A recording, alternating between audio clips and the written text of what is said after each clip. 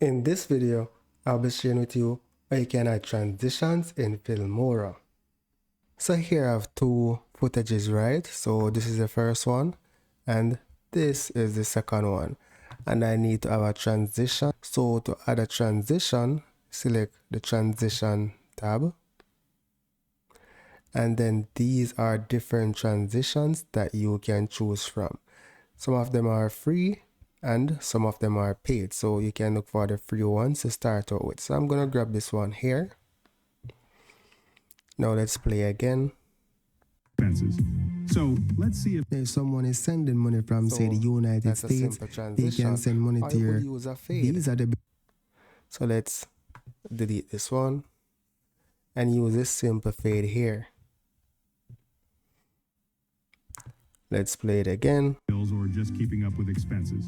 So let's see if someone is sending money from.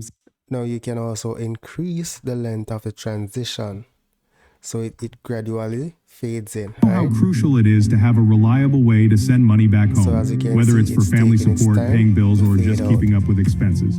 So let's see if someone is sending money from say the United States, they can send money to your.